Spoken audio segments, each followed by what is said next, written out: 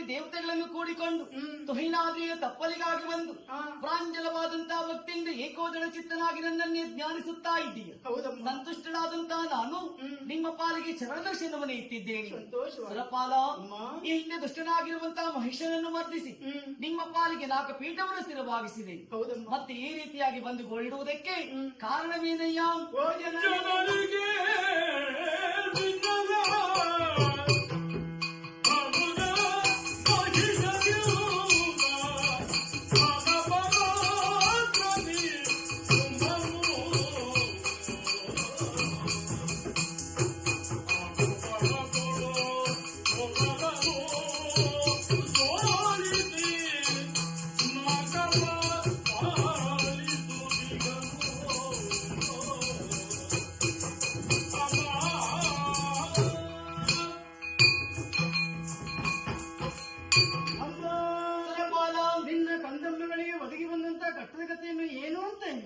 ಏನಾಯ್ತು ಸುರಪಾಲ? ನೀನೇ ಒಲಿದುಕೊಟ್ಟಂತ ಸ್ವರ್ಗ ಸಿಂಹಾಸನದಲ್ಲಿ ಸತ್ಯ ಧರ್ಮದಿಂದ ಆಳ್ವಿಕೆಯನ್ನು ಮಾಡುತ್ತಿರುವಂತ ಹೊತ್ತಿನಲ್ಲಿ ಶುಂಭ ನಿಶುಂಭರ ದಾಳಿ ಆಯಿತು ತಾಯೇ. ಹೌದೇ? ನಮ್ಮನ್ನೆಲ್ಲ ದೆಸೆಗಡಿಸಿ ಸುರಪೀಠವನ್ನು ವಶಪಡಿಸಿಕೊಂಡಿದ್ದಾರೆ.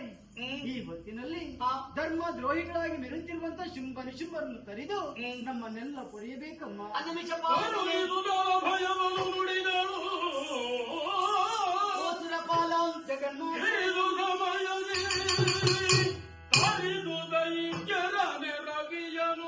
ನಾನು ಸುರಪಾಲ ಮರೆಯ ಮಾತಲ್ಲ.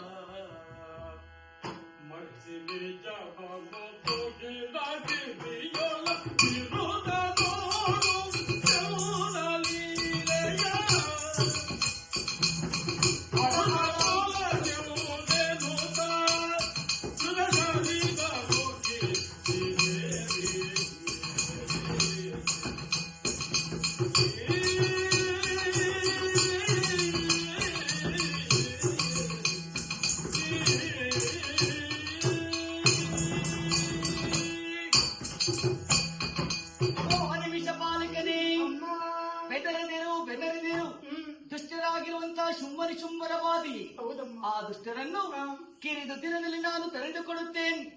ಆ ಚಂದವನ್ನು ನೀವೆಲ್ಲರೂ ಕಾಣಬೇಕು ಅಂತಾದ್ರಿ ಈ ತುಹಿನಾದ್ರಿಯ ಗಿರಿಯಲ್ಲಿ ನಿಮ್ಮದಾದಂತಹ ವೇಷವನ್ನು ಮರೆಮಾಚಿಕೊಂಡಿರಿ.